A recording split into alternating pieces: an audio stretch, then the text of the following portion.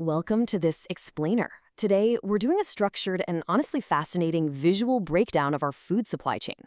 We're going to look at the meat, poultry, and dairy industry, but actually, not in the way you might expect.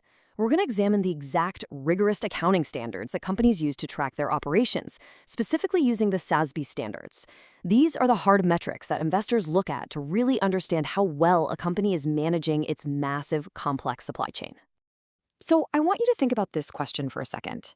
What is the true cost and hidden complexity of the food on your plate? When you pick up a carton of eggs or a package of chicken at the grocery store, you're looking at the final output of an incredibly intricate system. Today, we're going behind the curtain. We're going to explore the operational risks, the resource demands, and the standardized metrics that companies have to continuously monitor just to bring that food from the farm straight to your fridge.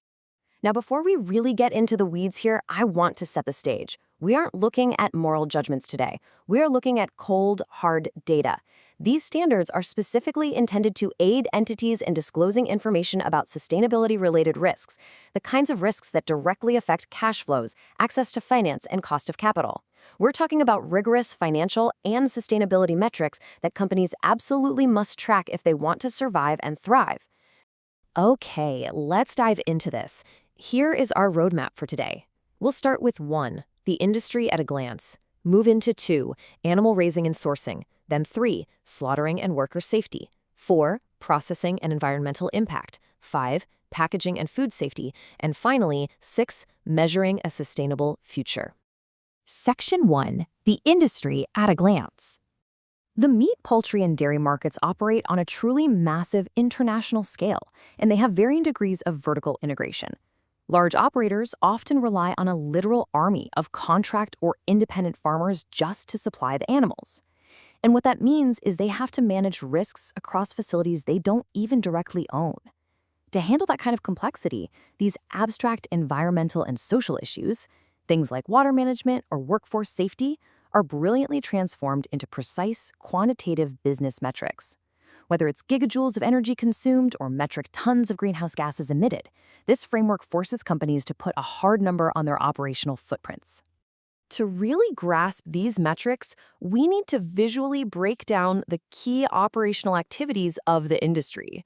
It essentially boils down to 4 distinct stages: raising the animals, slaughtering, processing the raw materials, and finally packaging the products for food safety. Every single SASB metric we're going to look at today attaches directly to one of these vital stages. Section 2, animal raising and sourcing. This initial raising phase is all about resource inputs. It requires a staggering amount of land, feed, and water just to raise livestock before they ever reach a processing facility. Within this phase, animal welfare is a major trackable metric. Companies are measuring things like the percentage of pork produced without gestation crates or the percentage of cage-free shell egg sales. They also track exactly how much of their production is certified to third-party standards. From a purely business perspective, consumer pressure and advocacy groups drive shifts in these specific practices, which turns animal welfare into a tangible regulatory and brand reputation risk that simply has to be quantified. Also, during this raising stage, companies have to report on antibiotic use by animal weight. They have to draw a very strict line between medically important antibiotics, which are the drugs included on the World Health Organization's list for human medicine, and not medically important antibiotics. Using antibiotics can certainly improve animal output and welfare, but companies really have to balance that against the severe public health risks of creating antibiotic-resistant bacteria. And that, of course, brings heavy regulatory scrutiny. Still in the raising stage, we have feed sourcing. Companies must assess the percentage of their animal feed, stuff like soybean meal and cornmeal, that's sourced from regions with high or extremely high baseline water stress. This is fascinating because it directly connects the micro-level end product to macro-level global issues. Think about it. If water scarcity hits a region, it directly affects the reliability and the cost of sourcing animal feed, and that goes straight to the company's bottom line. Section 3, slaughtering and worker safety. Moving down the supply chain, this next stage shifts our focus heavily onto the human element. Because these facilities feature really heavy industrial machinery and operate in loud, fast-paced, and often hazardous environments, companies have to rigorously separate and track their safety incidents. Now, what's really interesting about this is that while they measure the total recordable incident rate and fatality rate, they must separate that data for direct employees versus contract employees, They also have to detail their efforts to mitigate acute and chronic respiratory health conditions caused by airborne hazards. Worker injuries lead to prohibitive legal, financial, and reputational risks, so tracking this is absolutely crucial. Section 4. Processing and environmental impact.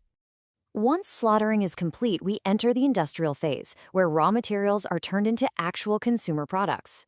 Here, massive energy usage and the generation of immense amounts of waste become the primary operational and regulatory hurdles.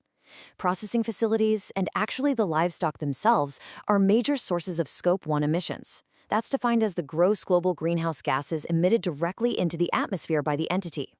For this specific industry, the majority of these emissions actually stem directly from the animals themselves, like methane release during enteric fermentation, as well as the direct energy used to run these massive processing plants. And to measure this standard relies on metric tons of carbon dioxide equivalents. Companies have to track the 7 greenhouse gases covered under the Kyoto Protocol. It is an incredibly precise quantitative accounting of their atmospheric footprint. And it's completely stripped of offsets or credits, specifically to show the raw gross impact of their operations. Alongside those emissions, we have energy consumption, and that's tracked in gigajoules. Purchased electricity and fossil fuels represent massive operating costs for these processing facilities. By meticulously tracking gigajoules, including the percentage of grid electricity versus renewable energy, companies can measure their operational efficiency and mitigate the financial risks associated with volatile energy prices. Processing and confined animal feeding operations also produce massive ecological impacts. Companies must objectively report the total amount of animal litter and manure generated in metric tons, and crucially, what percentage is actually managed according to a documented nutrient management plan. Treating vast amounts of effluent and wastewater involves significant financial constraints, and failure to do so, well, that risks severe fines and litigation. Section 5. Packaging and food safety. Finally, we pivot to the last operational stage. As the product is prepared for the consumer or the retail distributor, the operational focus shifts squarely to protecting the public from pathogens and spoilage. To safeguard the consumer, companies track rapid-fire metrics like their Global Food Safety Initiative audit nonconformance rates, breaking down major and minor infractions. They track how many of their supplier facilities hold safety certifications, and they even track if any international markets have banned their imports due to sanitary measures. Strict food safety procedures are quite literally the only way to protect brand reputation and prevent devastating trade restrictions. So the crucial point here is that when food safety fails, recalls happen, and the accounting standards require companies to track both the total number of recalls issued and the total weight of those recalled products in metric tons. Whether these recalls are totally voluntary or mandated by a government agency, they represent a massive financial threat and a profound loss of consumer trust. That has to be rigorously quantified. Section 6. Measuring a sustainable future. Having mapped out the entire operational cycle, raising, slaughtering, processing, and packaging, we can see how these dense accounting standards actually force companies to develop concrete mitigation strategies for the future. This includes implementing conservation plan criteria for grazing lawns, developing closed-loop water systems to reduce consumption in water-stressed areas, investing heavily in renewable energy, and adapting their feed sourcing to survive the realities of climate change. It essentially turns abstract risks into actionable capital investments and facility upgrades. And that brings us to the end of our explainer.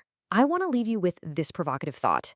How will standardized sustainability metrics change your future purchasing decisions, or the future of our entire food supply chain? Now that you've seen the sheer volume of data, tracking, and operational rigor required to bring food from the farm to your fridge, you'll probably never look at the grocery aisle exactly the same way again. Thank you so much for joining me on this deep dive. Keep questioning, keep learning, and I'll see you in the next one.